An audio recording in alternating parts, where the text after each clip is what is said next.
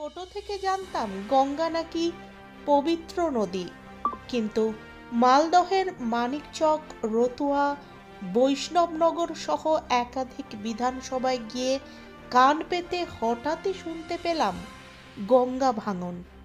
কথায় আছে না, নদীর ধারে বাস, ভাবনা 12 মাস।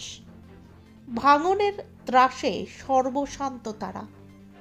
গঙ্গা ভাঙনে কেউ আশ্রয় নিয়েছে পথে ঘাটে, কেউ বা আবার স্কুলে। এভাবেই চলে আসছে কয়েক দশক। গত বর্ষায় ব্যাপক গঙ্গা ভাঙনে ক্ষতিগ্রস্ত মানিকচক বিধানসভা। বাড়িঘর, চাষের জমি সমস্ত কিছু তলিয়ে গিয়েছে নদী গর্ভে।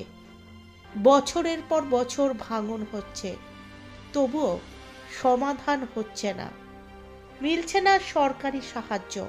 তাই আজও বানভাসীদের কণ্ঠে শুধু বেদনা এবং আক্ষেপের সুর। কবে সরকার তাদের দিকে দৃষ্টি দেবে? গত 3 বছর আগে মানিকচক বিধানসভার নারায়ণপুর চরে বাড়িঘর সমস্ত কিছু তলিয়ে যায় নদী গর্ভে। এরপর থেকেই কেউ ত্রিপল খাটিয়ে, আবার কেউ বা টিনের ছাউনি করে বাঁধের নিচে আশ্রয় নিয়েছেন, কিন্তু এখনো মেলেনি পুনর্বাসন। সমস্যায় রয়েছে শতাধিক পরিবার। আমরা নারায়ণপুর দিরাচরে ছিলাম, আমাদের গোটায় ঘর বাড়ি কেটে গেছে, অবস্থা খুবই খারাপ। আবার আমরা এখানে আসে 2 সাল হয়ে গেল, এখানেও এসে 10-12 দিন হয়ে গেল, আবারও এখানেও আমাদের কেটে গেছে। থাকার আমাদের জায়গা নাই, খুবই কষ্টতে আমরা আছি। কি চাইছেন প্রশাসনের কাছে? আমরা থাকার জায়গা চাচ্ছি। পরিবার নিয়ে থাকতে অসুবিধা হচ্ছে না? হ্যাঁ, পরিবার নিয়ে আমাদের খুবই কষ্ট হয়েছে।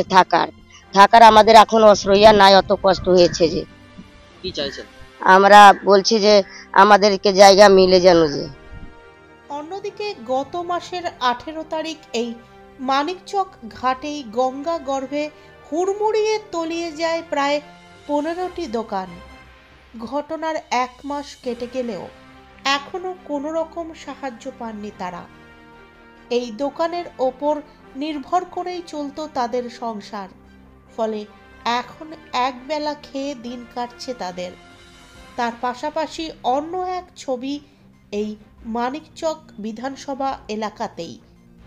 নদীগর্ভে তলিয়ে গিয়েছে বাড়ি, ঘর, দোকান, সমস্ত কিছু। এমন পরিস্থিতিতে গঙ্গায় মাছ ধরে তাদের জীবনযাপন চলছিল, কিন্তু গঙ্গায় মাছ ধরতে গেলে দুষ্কৃতীদের অত্যাচার, ফলে কর্মজীবনেও গভীর সংকট তাদের। সমস্যা হচ্ছে যে আমাদের শুধু চাষ, মাছড়ি চাষ, জমি জায়গা ছিল সব নদীর গর্ভে চলে গেছে। এখন আমাদের তো নিরুপায়। এই ঝাড়খণ্ডের কিছুটা প্রশাসন গুলা এসে জাল নৌকাও টেনে নিচ্ছে, এমনও মার মেরেছে, ওই যে অবস্থা ভালো নাই। হ্যাঁ, তা এখন আমরা কি করব, কি করে বাঁচবো এখন আমরা? মাছ ধরতে যাচ্ছেন তা অত্যাচার? হ্যাঁ, অত্যাচার, খুব অত্যাচার। আর যদি চাষ করেন তাহলে? চাষ, জমি চাষ করলে? জমি তো আমাদের তো নাই, জমি চাষ কোথায় থেকে করব? আমাদের সম্পূর্ণ জমিটা ওই গর্ভে হয়ে গেছে, নদীর গর্ভে। তাহলে এখন কিভাবে দিন যাবে? আমাদের দিন কিভাবে যাবে? আমরা তো সরকারি ভাবে তো আমরা তো ওই মাছেরই চাষ করি, সব দিন তো আমরা মাছেরই চাষ করি। অল্প জমি 10 কাঠা 5 কাঠা আছে, তো ওটাও তো কেটে গেছে নদীতে। আমাদের আর নিরুপায় হয়ে গেছে এখন। আর ওই ঝাড়খণ্ডে গেলে তো বদমাশও, প্রশাসনও তো খুবই অত্যাচার। এই তো ধরে কিছু কাল পরশুকা ধরে একজনকে এমনও মার মেরেছে যে বাঁচবে কিনা এটা সম্ভব। হ্যাঁ, আপনার নাম? আমার নাম সুরেন চৌধুরী। আমাদের দোকান ছিল বাঁধের ধারে, গঙ্গার ধারে। তো ওই গঙ্গা রাত্রেবেলা রাত 12টার দিকে কেটে সব পড়ে গেছে। 12-13টা দোকান কি 16টা 17টা দোকান, সব কিছু পাইনি কেউ। আমাদের এখান থেকে মানে আমরা আর কিছু হাত পা আলিয়ে ঘুরে বেড়াচ্ছি, আমাদের এখন কিছু নাই। তাহলে এখন কি করছেন? এখন কোনো কাজ কাম নাই, তো আমরা কি করব? আমরা তো আর অন্য কাজে পারছি না। আমরা দোকানদারি করি, দোকানদারি মানুষ, আমাদের তো কিছু নাই। কিসের দোকান করতেন? আমাদের দোকান ছিল, হোটেল ছিল। তাহলে এখন কিভাবে দিন যাচ্ছে? পরিবারের সংসার কিভাবে চলছে? কি করব এই মতোই ঘুরছি এখন। আমরা বলছি যে সরকার সাহায্য দেবে বলে গেছিল যে আমরা তোমাদেরকে কিছু টাকা পয়সা দেব, সেটাও কিছু আর করলো না, লেখে টেখে নিয়ে গেছে, এখনো কিছু কোনো খোঁজ খবর নাই।